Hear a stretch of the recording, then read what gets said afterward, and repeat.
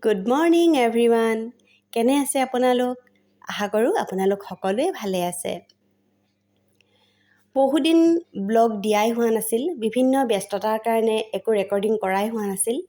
আজি এঠাইলৈ ওলাই আহিছোঁ, ভাবিছোঁ ব্লগ এটা বনাওঁ আৰু আপোনালোককো দেখাওঁ। ক'ৰবালৈ গ'লে আপোনালোকলৈ মনত পৰে, দেখাবলৈ মন যায়, ক'লৈনো আহিছোঁ, কিনো কৰিছোঁ। সেইকাৰণে খুব ধুনীয়া ঠাই এখনলৈ গৈ আছোঁ, ভাবিছোঁ আপোনালোককো দেখাওঁ। আচলতে আমি এটা মন্দিৰলৈ গৈ আছোঁ, ব'লক তেন্তে।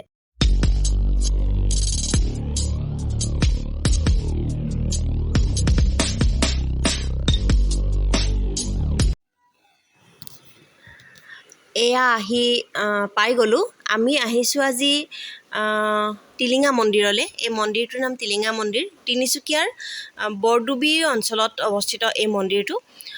প্ৰায় 50 বছৰৰো অধিক পুৰণি হয় এই মন্দিৰটো। এই মন্দিৰটোৰ যথেষ্ট মান্যতা আছে। বহুত ভক্ত, অগণন ভক্ত আহে প্ৰতিদিনে আৰু আমিও আজি আহিছোঁ, এয়া প্ৰসাদ লৈ আহিছোঁ। মন্দিৰটো এটা সুন্দৰ পৰিৱেশত অৱস্থিত। ইয়াৰ চাৰিওফালৰ পৰিৱেশটো ইমান পৰিষ্কাৰ, ইমান সুন্দৰ।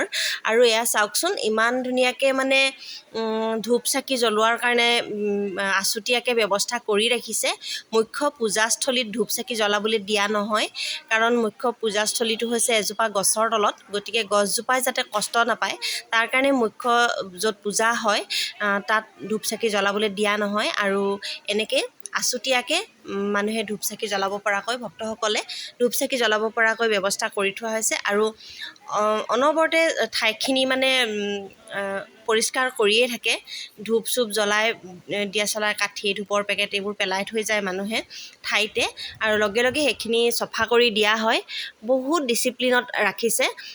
খুব ভাল লাগে সেইকাৰণে এই মন্দিৰটোলৈ আহি। আৰু ইয়াৰ পৰিৱেশটো ইমান পৰিষ্কাৰ, চাৰিওফালে সুন্দৰ ধুনীয়া পানীৰ ব্যৱস্থাও আছে, হাত ভৰি ধুব পৰাকৈ, খাব পৰাকৈ।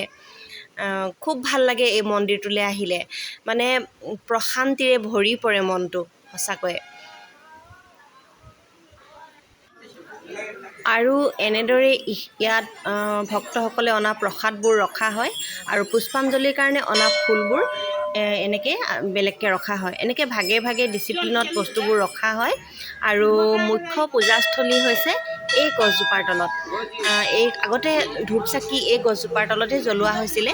এতিয়া লাহে লাহে গছজোপা প্ৰায় মৃতপ্ৰায় হৈ পৰিছিলে, মানে ধূপ ধূনাৰ মানে ধোঁৱাত গছজোপা মৰো মৰো অৱস্থা হৈ গৈছিলে। কোনোমতে গছজোপা বচোৱা হ'ল, আৰু সেইকাৰণে এতিয়া গছজোপাই কষ্ট পাব বুলি গছজোপাৰ তলত ধূপ ধূনা এতিয়া জ্বলোৱা নহয়।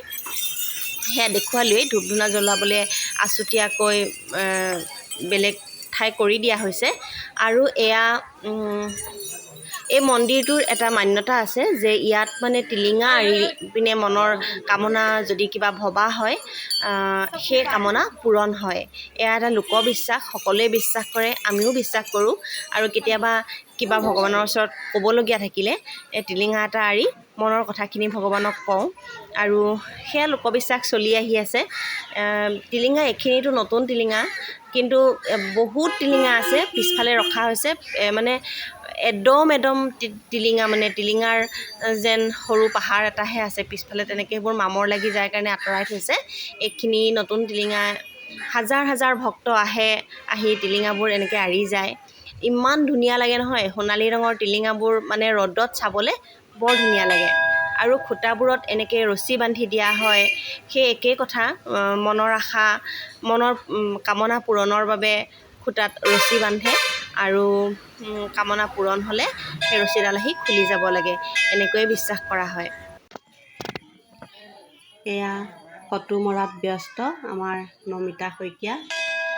আজি নমিতাহঁতৰ বিবাহ বাৰ্ষিকী, 10 বছৰীয়া বিবাহ বাৰ্ষিকী। নমিতালৈ বহুত বহুত শুভেচ্ছা থাকিল। আগন্তুক দিনবোৰ সুখৰ হওক, আৰু মনৰ আশা পূৰণ হওক, সুন্দৰকৈ জীৱনটো অতিবাহিত হওক, হাঁহিৰে উপচি পৰক। আপোনালোকেও আশীৰ্বাদ কৰিব, শুভেচ্ছা জনাব। নমিতাহঁত সুখী হৈ থাকক সদায়, তাকেই কামনা কৰিছোঁ।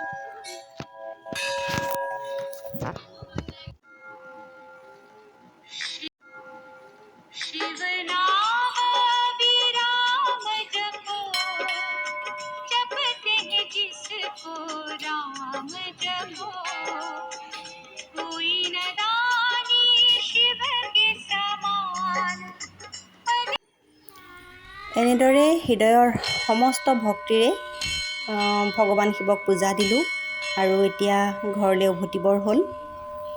ভাল লাগে মন্দিৰটোলৈ আহি, বহুত প্ৰশান্তি অনুভৱ হয় মনত। আপোনালোকেও আহিব, এবাৰ চাই যাবহি। মোৰ বিশ্বাস আপোনালোকৰো খুব ভাল লাগিব। ইয়াৰ পৰিৱেশটো সঁচাকৈ খুব ধুনীয়া। আৰু কেনে লাগিল ভিডিঅ'টো জনাব। আজি 3 জুন, যদিও আজি ভিডিঅ'টো ৰেকৰ্ডিং হৈছে, মই কালিহে আপলোড কৰিম। আপোনালোকে জনাব কেনে পালে আৰু লাইক কমেণ্ট কৰিব।